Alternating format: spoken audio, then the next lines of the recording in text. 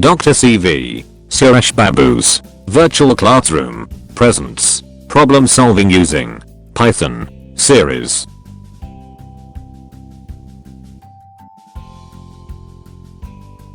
Hi everyone, today we are going to see about Introduction to Python Programming Language. Here we have some discussion topics.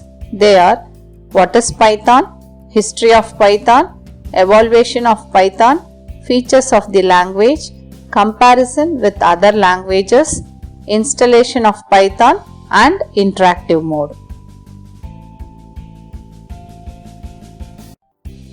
Now we are going to see what is Python. Python is a computer programming language which is general purpose, open source, object oriented and interpreted.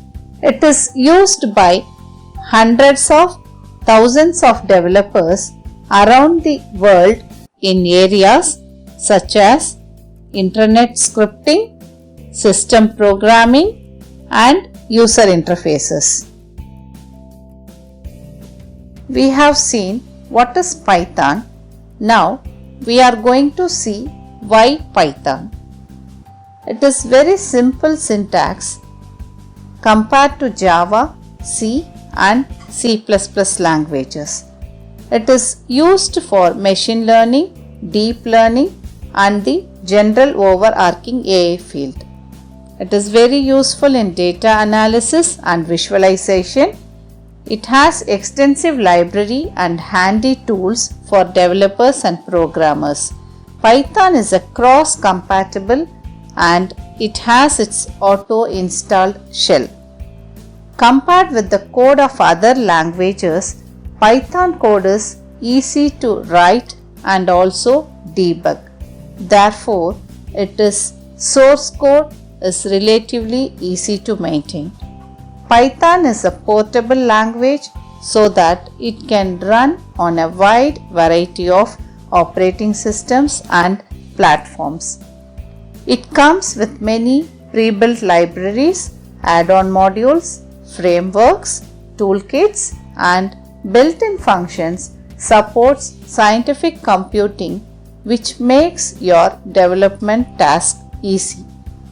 Python helps you to make complex programming simpler as it internally deals with memory addresses, garbage collection. Python provides an interactive shell that helps you to test the things before its actual implementation. Python offers database interfaces to all major commercial DBMS systems. It supports imperative and functional programming. Python is famous for its use in IoT, that is Internet of. Now we are going to see about history of Python. It was created in the early 1990s. In 1995 by Guido van Rossum continued his work on Python at Stichting Mathematics Centrum Laboratory in the Netherlands. As a successor of a language called ABC, Guido remains Python's principal author and released several versions of the software. It includes many contributions from others. In May 2000, he joined bopen.com and formed bopen Python Labs team. How does the author name the language called Python? He was looking for a name that was short, unique and slightly mysterious. Guido van Rossum was reading a book called Monty Python's Flying Circus. At that time, he decided to call a new language Python. Now we are going to see features of the language. The syntax of the language is easy to learn, read and maintain. It can run on various hardware platforms using the same interface. You can include low-level modules to the Python interpreter. Python offers an idle structure and support for large programs. It offers support for automatic garbage collection. Python supports both procedural and object-oriented programming approaches. It supports an interactive mode of testing and debugging. It offers high-level dynamic data types and also supports dynamic type checking. Python language can be integrated with Java, C and C++ programming coding. Now we'll see the difference between Python and C++. Python supports garbage collection. C++ does not support garbage collection. Python programs are easier to write, not easy in contrast to Python because of its complex syntax. Run-through interpreter C++ is pre-compiled. Rapid prototyping is possible because of the small size of the code. Rapid prototyping is not possible because of larger code size. Python is difficult to be installed on a Windows box, not have an issue while installing in the Windows system. Python is nearer to plain English language, therefore it is easy to learn language. C++ has a stiff learning curve as it has lots of predefined syntaxes and structure. Python is slower, C++ is faster than Python. Python has more English-like syntax, so readability is very high. C++ code readability is weak when compared with Python code. In Python, variables are accessible outside the loop. The scope of the C++ variables is limited within the loops. Famous companies using Python are Google, Lyft, Twitch and Telegram. Famous companies using C++ are Uber Technologies, Netflix, Spotify and Instagram. Now we'll see the difference between Java and Python. About language, Java is a general-purpose object-oriented programming language used mostly for developing a wide range of applications from mobile to web to enterprise apps. Python is a high-level language, object-oriented programming language. It is used mostly for web development, artificial intelligence, machine learning, automation and other data science applications. Open source status, Java is free and mostly open source except for corporate use. Python is free and open source for all use cases.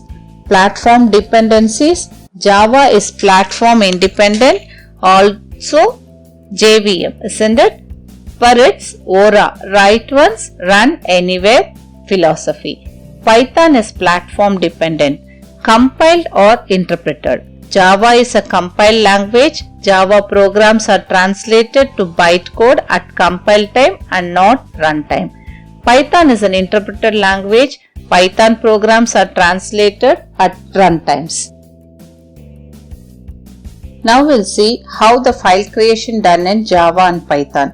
Java, after compilation, filename.class is generated. In Python, during runtime, filename.pyc is created. And the error types, Java has two types of errors, compile and runtime errors. Python has one error type, traceback or runtime error. And statically or dynamically typed, Java is statically typed when initiating variables. Their types need to be specified in the program because type checking is done at compile time. Python is dynamically typed. Variables don't need to have a type specified when initiated because type checking is done at runtime. The syntax of Java is every statement needs to end with a semicolon and blocks of codes are separated by curly braces. Blocks of codes are separated by indentation. The user can choose how many white spaces to use, but it should be consistent throughout the block. Number of classes. In Java, only one public top-level class can exist in a single file. Any number of classes can exist in a single file in Python. More or less code. Java generally involves writing more lines of code compared to Python. Python involves writing fewer lines of code compared to Java. Multiple inheritance. Java does not support multiple inheritance, inheriting from two or more base classes. Python supports multiple inheritance, although it is rarely implemented due to various issues like inheritance, complexity, hierarchy, dependency issues, etc. Multithreading. Java multithreading can support two or more concurrent threads running at the same time. Python uses a global interpreter lock GIL, allowing only a single thread CPU core to run at a time. The execution speed of Java is usually faster than Python. Python is usually slower than Java. Now we'll see a small example for Java and Python. We are going to print hello world. In Java, public class hello, open curly braces, public static void main string arguments, close parenthesis, open curly braces, system.out.println within double quotes hello opensource.com from Java, close parenthesis, semicolon, close curly braces. In Python, print open parenthesis within double quotes hello opensource.com from Java, close double quotes, close parenthesis. Now we'll see applications of Python. Python is widely used in machine learning. The language allows you to manage huge amount of data with an easy and cost-effective way. Data analysts use Python to analyze the data and statistical information. It is also useful in big data technologies. In fact, most of the significant data functions can be performed using Python programming. Web developers use Python language for developing the complex web application. That's because Python offers the Django framework, which helps you to create the entire sites using Python. The Skippy library used on NumPy, Kiwi for developing mobile apps. Skions is used for build control. Now we'll see the real world applications of Python. Web development, game development, scientific and numeric applications, artificial intelligence and machine learning, desktop GUI, software development, enterprise level or business applications, education programs and training courses, language development, operating systems, web scraping applications, image processing and graphic design applications. The future development of Python is Python 3.0, Python 3000. There are some of the new features: moving map, filter and reduce out of the built-in namespace, adding support for optional type declarations, unifying the str or Unicode types and introducing a separate mutable bytes type, converting built-ins to returning iterators instead of list where appropriate, removing backward compatibility features like classic classes, classic division, string exceptions and implicit relative imports.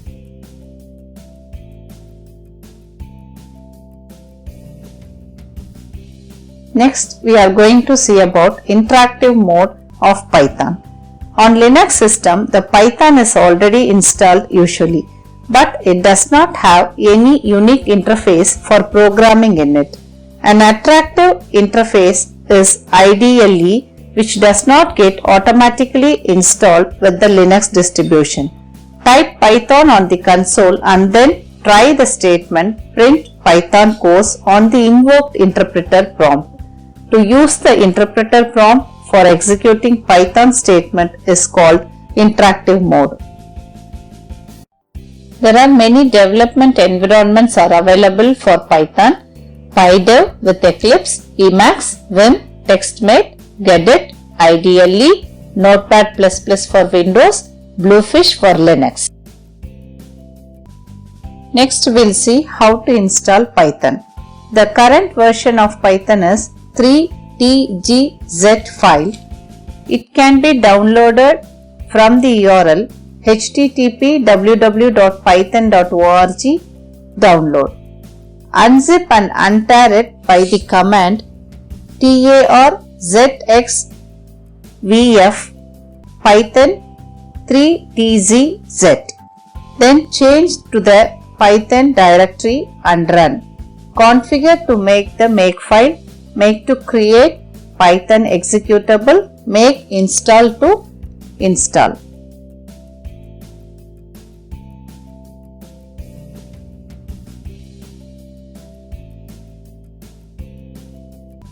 Thank you, friends. We will meet you at the next informative video. Until then, take care. If you like the video, like it, share it, and share your valuable comments with us. Do subscribe our channel for more useful videos. Take care. Have a nice day.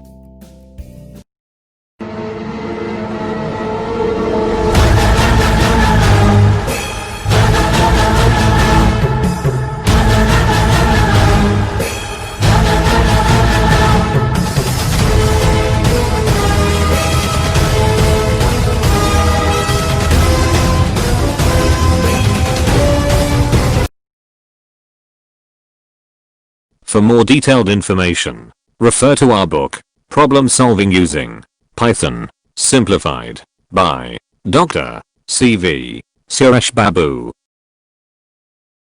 Highlights of our simplified series. Why should I learn this chapter? Snapshot. Frequently asked question. Summary. Activity. Assignment. Video online. Just before exam. Test yourself. Keywords. Further readings. For more tutorial videos, subscribe to our YouTube channel.